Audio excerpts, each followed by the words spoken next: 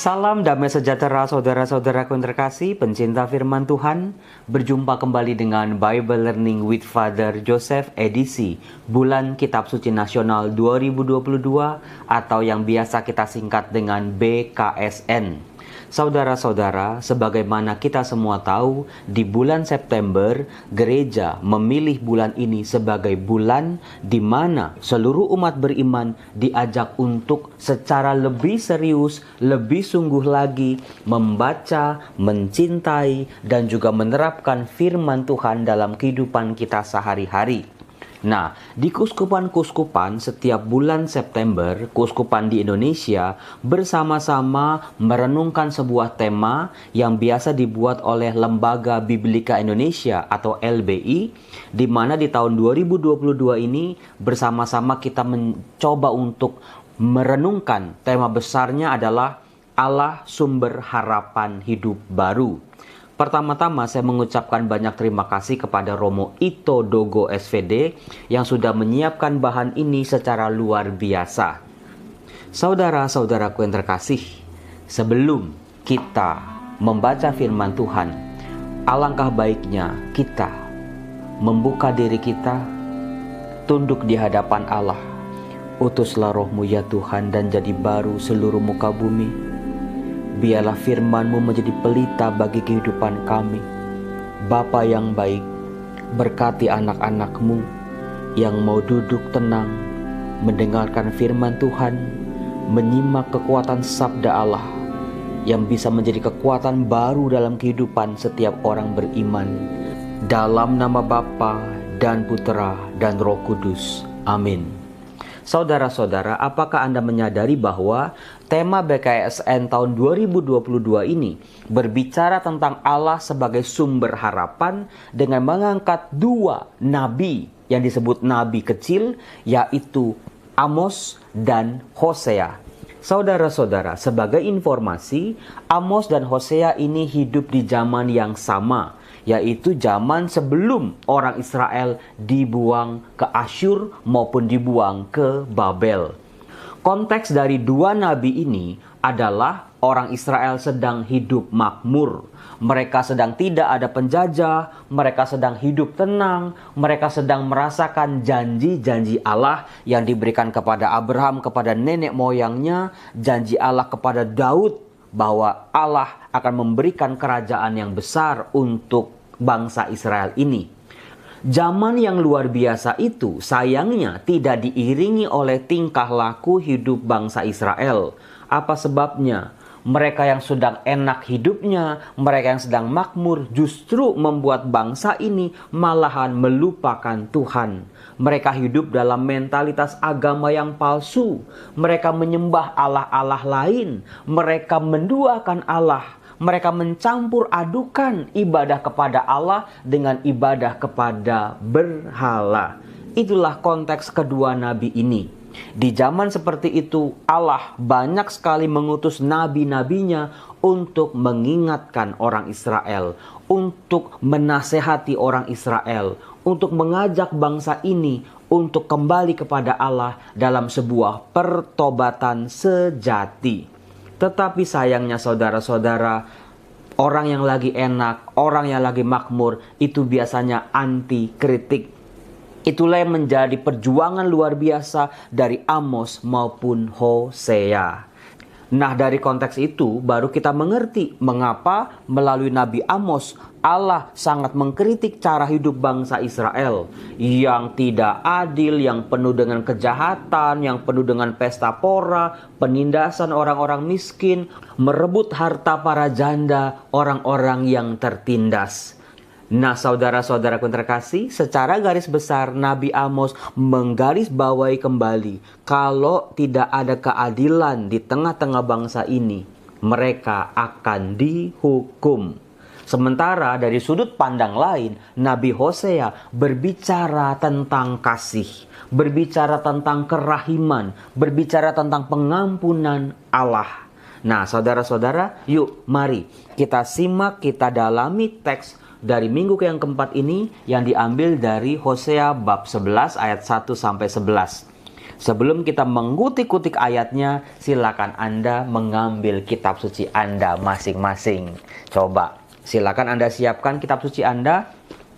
Ada satu pertanyaan yang sering kali ditanyakan kepada saya. Romo, bagaimana sih Romo kalau bisa mengerti teks-teks kitab suci, bisa menafsirkannya, bisa tahu konteksnya, bisa tahu apa maksud dari yang tertulis?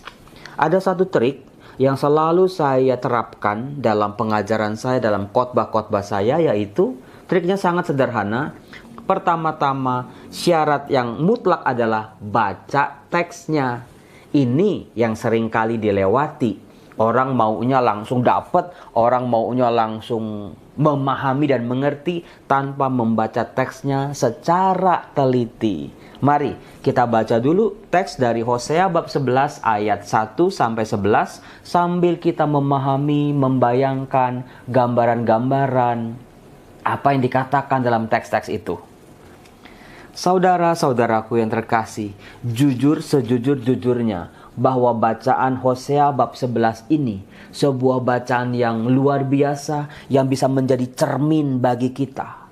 Kita akan bercermin bagaimana diri kita, bagaimana masyarakat kita, bagaimana gereja kita, bagaimana komunitas kita sebagai orang beriman dalam hal kesetiaan.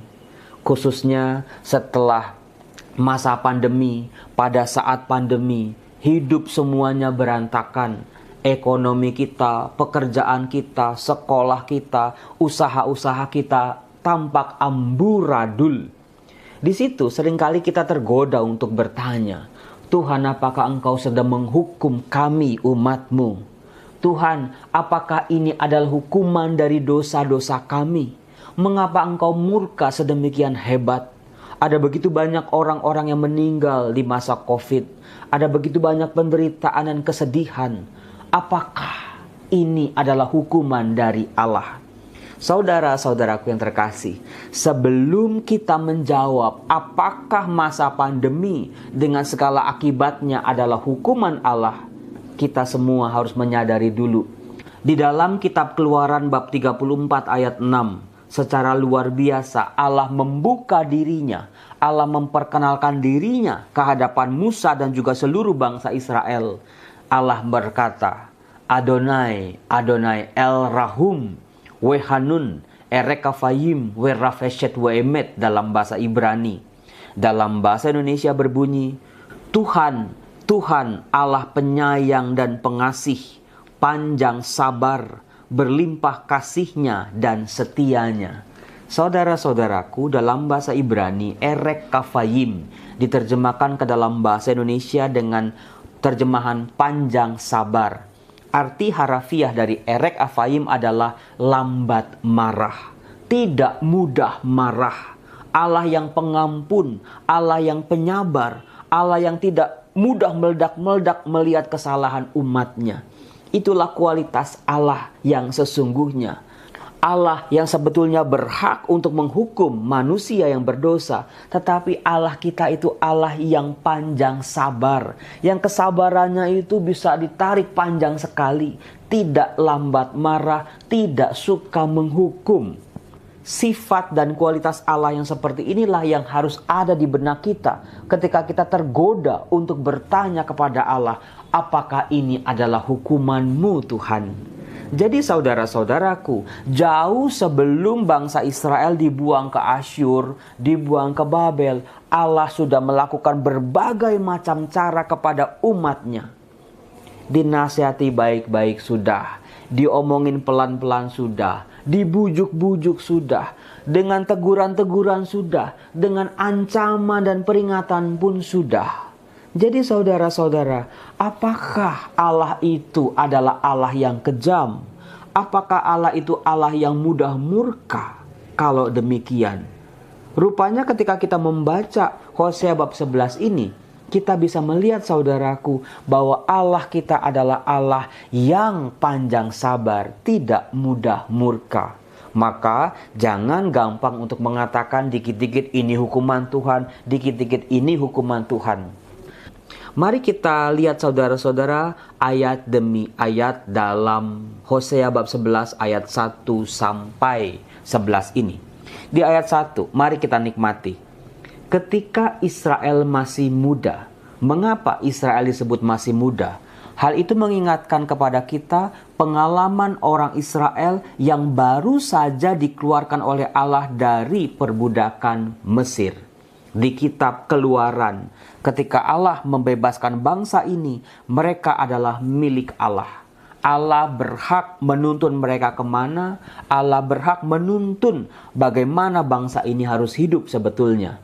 Di kitab Keluaran, di padang gurun itulah Allah memberikan hukum-hukumnya, cara hidup bangsa ini supaya bisa menemukan kekuatan Allah, menjaga kekudusan dari Allah yang tinggal di tengah-tengah mereka. Nah, dikatakan, kukasihi dia. Saudara-saudara, gambaran di sini adalah orang Israel atau bangsa Israel seperti seorang anak yang masih muda, anak kecil yang begitu dikasihi, yang begitu disayangi oleh orang tua mereka. Seperti itulah gambaran relasi awal antara Allah dengan orang Israel. Mudah-mudahan ini bisa langsung menampakkan wajah kita bagaimana sesungguhnya relasi kita di hadapan Allah. Di bait berikut dikatakan, dan dari Mesir kupanggil anakku itu. Di sini semakin ditekankan bahwa ketika orang Israel dikeluarkan oleh Allah berjalan di padang gurun, itulah masa pembentukan bangsa Israel. Mereka bangsa yang baru saja keluar dari Mesir. Mereka baru saja dibebaskan oleh Allah. Belum punya hukum, belum punya pimpinan, belum punya raja, belum punya tata tertib, belum punya cara hidup. Disitulah Allah membentuk mereka. Saudara-saudara, masa pembentukan adalah sangat penting. Maka dari itu saudara-saudara, ketika kita dibentuk oleh Allah, jangan anggap remeh bentukan-bentukan itu. Apa dan bagaimana Allah mau membentuk kita? Seperti apa, akan menjadi apa nanti? Di ayat 2 diungkapkan, bangsa Israel yang diperlakukan seperti anak oleh Allah, ternyata malelo. Di ayat 2, makin ku panggil mereka, makin pergi mereka itu dari hadapanku. Saya jadi ingat saya punya keponakan yang kecil-kecil. Ketika mereka kecil kan lucu, kita panggil gitu, namanya Ella, Ella, Ella, mereka malah lari. Itu kan kadang-kadang lucu dan gemesin, betul? Karena mereka mengajak kita untuk main-main. Makin kita samperin, makin mereka lari. Tetapi saudara-saudara, gambaran bangsa Israel di ayat 2 jauh dari gambaran anak kecil yang lucu. Dikatakan mereka mempersembahkan korban kepada para Baal dan membakar korban kepada patung-patung. Itu sih bukan gambaran anak kecil yang lucu, tetapi mereka memang sengaja menjauh dari Allah. Mereka lupa mereka ditebus dari perbudakan Mesir. Tetapi saat ini ketika mereka sudah bebas, sudah makmur, sudah kaya raya, sudah menerima janji-janji Allah, mereka malah melupakan Allah yang menebus mereka. Bukankah diri kita seringkali seperti itu? Itulah yang saya maksud, firman Tuhan menjadi cermin yang sangat jernih buat membaca kehidupan kita. Bangsa Israel bukannya beribadah kepada Allah, bersyukur, bangga menjadi bangsa pilihan Allah, mereka malah mempersembahkan korban-korban kepada para Baal dan patung-patung. Mereka menduakan Allah. Dari sini kita lihat saudara-saudara sebetulnya betapa sakit hatinya Allah diperlakukan seperti itu oleh umat kesayangannya. Di ayat 3 dikatakan, padahal akulah yang mengajar Efraim berjalan. Saudaraku, nama Efraim mengingatkan kita pada dua anak Yusuf, yaitu Manasye dan Efraim. Nah, ketika Allah menyebut Efraim untuk bangsa Israel, sebetulnya itu panggilan kesayangan. Saat mereka belum apa-apa, mereka belum punya prestasi, mereka belum menjadi bangsa yang besar, Allah sudah mengasihi mereka. Saat ini, Allah mengingatkan kembali mereka yang dulunya bukan siapa-siapa, tapi sudah dikasih oleh Allah. Dikatakan, Allah lah yang mengajar Efraim berjalan. Allah lah yang mengangkat mereka dengan tangan Allah sendiri. Tetapi mereka tidak mau insyaf bahwa aku menyembuhkan mereka. Mereka menyangkal kebaikan Tuhan. Mereka menyangkal kasih Tuhan yang sungguh-sungguh sudah mereka alami. Itulah sebuah ironi yang sangat besar, saudara-saudara. Sangat amat menyakitkan, sangat brutal bahkan. Di ayat 4, aku menarik mereka dengan tali kesetiaan, dengan ikatan kasih. Kalau tadi di ayat 1 sampai ayat 3, Israel digambarkan sebagai anak kecil. Di ayat 4, Israel digambarkan sebagai hewan peliharaan Allah, seperti kambing, domba, kerbau, atau lembu. Dikatakan Allah menarik mereka dengan tali kesetiaan, dengan ikatan kasih.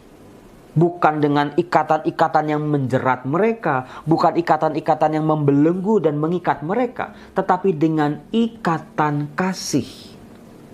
Dilanjutkan, bagi mereka aku seperti orang yang mengangkat kuk dari tulang rahang mereka. Itulah yang dialami oleh orang-orang Israel di Mesir. Mereka diperbudak, mereka seperti hewan yang dikenakan kuk untuk bekerja di ladang pagi, siang, malam. Allah mengangkat kuk dari tulang rahang mereka. Jadi gambarannya orang Israel digambarkan seperti binatang peliharaan. Dilanjutkan, aku membungkuk kepada mereka untuk memberi mereka makan. Saudara-saudara, apakah Anda sadar bahwa di ayat 1 sampai 4 ini kita bisa melihat apa yang diperbuat oleh Allah, yang tindakan Allah yang penuh kasih, penuh kesetiaan, penuh kebaikan, berkat, dan pembebasan buat orang Israel, ternyata dibalas oleh orang Israel dengan tindakan-tindakan yang menyakiti hati Allah. Dalam peribahasa kuno, air susu dibalas dengan air tuba. Kasih Allah berbalas dengan kejahatan. Kesetiaan Allah berbalas dengan pengkhianatan. Apakah kita seringkali seperti itu, saudara-saudaraku yang terkasih? Di ayat 5 dikatakan, saudara-saudara, inilah konsekuensi dari penolakan bangsa Israel, pengkhianatan, ketidaktaatan, ketidaksetiaan bangsa Israel terhadap Allah, bahwa mereka harus dihukum. Kenapa sih kok dihukum? Kita teringat pada perjanjian antara Allah dengan bangsa Israel. Kalau bangsa Israel setia, Allah akan memberikan berkat-berkat yang berkelimpahan. Allah akan memberikan mereka menjadi bangsa yang kuat. Tetapi kalau mereka tidak setia, Allah akan menghukum mereka. Jadi jauh sebelum nubuat Hosea ini, sudah ada perjanjian antara Allah dengan bangsa Israel. Allah mengingatkan mereka kembali terhadap konsekuensi merusak perjanjian. Maka di ayat 5 dikatakan, mereka harus kembali ke tanah Mesir, dan Asyur akan menjadi raja mereka, sebab mereka menolak untuk bertobat. Itulah sebuah penghukuman, nubuat penghukuman, sebuah peringatan. Kalau kamu tidak bertobat, kamu akan dihukum. Kalau kamu tidak bertobat, kamu akan menjadi lemah. Jadi jauh sebelum Israel dihukum, tahun 721 dibuang ke Asyur, tahun 587 dibuang ke Babel, Allah sudah memperingati melalui para nabinya. Tetapi Israel tidak mendengar. Di ayat 6 digambarkan sebuah lukisan penghukuman. Pedang akan mengamuk di kota-kota mereka, akan memusnahkan palang-palang pintu mereka.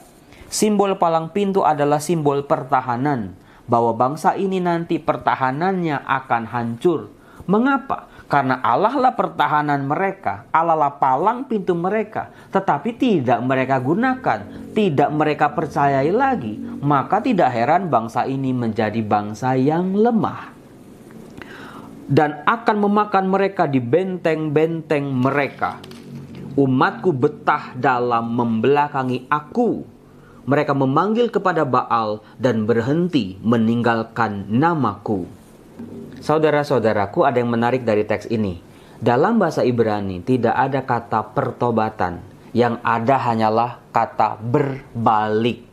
Jadi kalau orang Israel mau berbicara soal pertobatan atau bertobat, mereka menggunakan kata Ibrani suf, artinya berbalik. Nah, tadi di ayat 7 dikatakan, umatku betah dalam membelakangi aku. Mereka bukan saja tidak mau bertobat, tidak mau melihat Allah lagi, tetapi dikatakan mereka malah memanggil Baal dan berhenti meninggikan namaku. Saudara-saudara, inilah kekejian yang dilakukan oleh bangsa Israel pada zaman Nabi Hosea.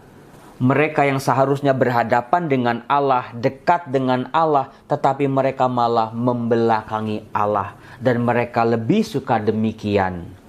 Maka dari itu saudara-saudara, kita lihat di ayat 8.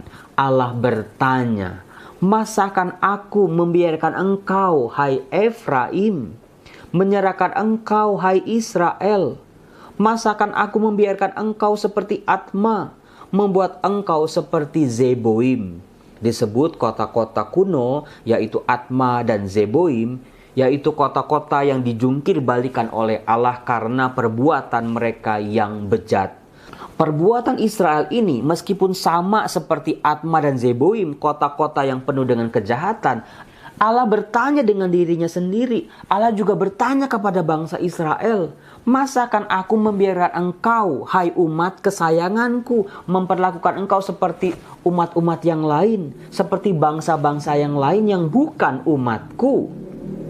Nah, saudara-saudaraku yang terkasih, kalau Atma dan Zeboim itu mengingatkan kita pada dua kota dalam perjanjian lama, yaitu kota Sodom dan Gomora yang dijungkir balikan oleh Allah. Kejahatan dan dosa Israel pantas diganjar dengan hukuman dari Allah, yaitu mereka akan dijungkir balikan, diporak-porandakan. Tetapi apa yang terjadi dengan ayat 8, saudara-saudara? Sesuatu yang merubah pola pandang saya, pemahaman saya, pengenalan saya tentang siapa Allah. Ternyata dikatakan, hatiku berbalik di dalam diriku. Jadi saudara-saudara, Allah yang mau menjungkir balikan, memporak-porandakan bangsa Israel yang berdosa itu, malahan hati Allah yang jungkir balik. Hati Allah yang porak-poranda. Dikatakan, hatiku berbalik dalam diriku. Allah yang tadinya mau menghukum Israel, berbalik tidak jadi menghukum Israel. Alasannya apa? Dikatakan, belas kasihanku bangkit serentak. Jadi saudara-saudara, apakah kita adil kalau dikit-dikit kita itu bilang ini hukuman Allah? Dari ayat 8 ini, inilah pergumulan hati Allah dalam mencintai umatnya, dalam berelasi dengan umatnya. Sungguh tidak mudah ternyata. Itulah luar biasa kasih setia Allah. Itulah luar biasanya kerahiman Allah bagi umatnya. Dikatakan, aku tidak akan melaksanakan murkaku yang bernyala-nyala itu. Tidak akan membinasakan Efraim kembali. Sebab aku ini Allah dan bukan manusia. Ini jawabannya saudara-saudara. Kalau manusia dikeselin, kalau manusia dibuat marah, manusia akan membalas dengan kemarahan. Kalau manusia dirugikan, manusia akan menghukum. Tetapi Allah kita tidak sama dengan manusia. Allah punya kualitasnya tersendiri yang maha besar dan maha pengampun. Dikatakan, sebab aku ini Allah dan bukan manusia, yang kudus di tengah-tengahmu, dan aku tidak datang untuk menghanguskan. Saudara-saudara, inilah kualitas Allah yang luar biasa, bahkan ketika berhadapan dengan manusia yang jatuh dalam dosa. Kalau manusia yang berdosa dikasihi dengan luar biasa seperti itu, apalagi manusia yang mau taat pada jalan Allah. Itu pertanyaan yang luar biasa buat kita. Maka dikatakan ayat 10 dan ayat 11 sebuah nubuatan tentang pertobatan.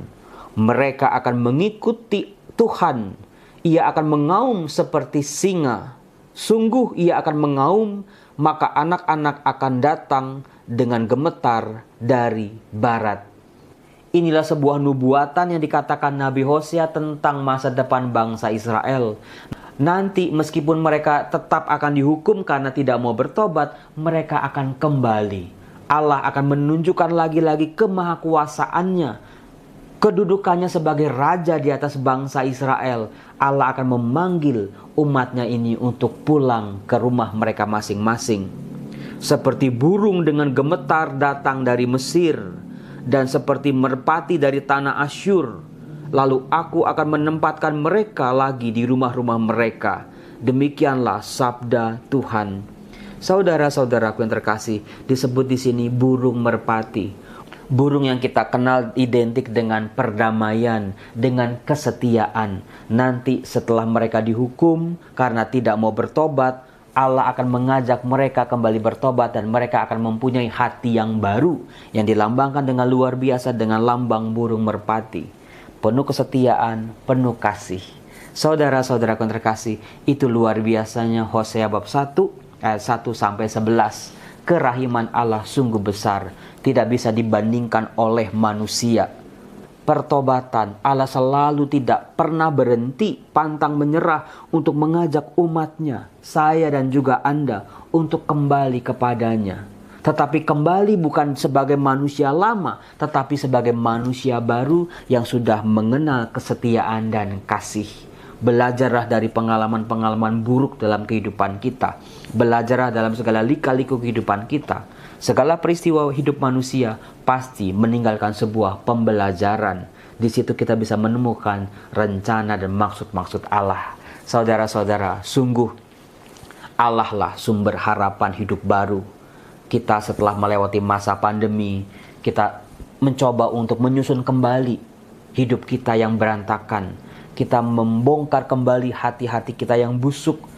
Kita mohon kerahiman Allah sehingga menjadikan kita manusia baru, penuh semangat, penuh harapan, optimisme. Allah Bapa yang Maha Rahim, berkatilah anak-anak-Mu ini. Biarlah firman-Mu yang kami baca tadi sungguh-sungguh menguatkan kembali semangat hidup kami yang berantakan, untuk memulihkan, untuk menyembuhkan. Kasih-Mu lah yang menyembuhkan.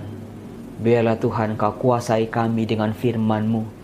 Terima kasih untuk seluruh permenungan bulan Kitab Suci Nasional ini. Bentuklah kami anak-anak-Mu, mencintai firman Tuhan, membacanya setiap hari, dan dibentuk dengan firman itu. Dalam nama Bapa dan Putera dan Roh Kudus. Amin. Salam damai sejahtera. Meskipun bulan September akan berakhir, tetap di bulan-bulan lain kita juga membaca firman Tuhan, mencintai firman Tuhan. Salam, Tuhan memberkati.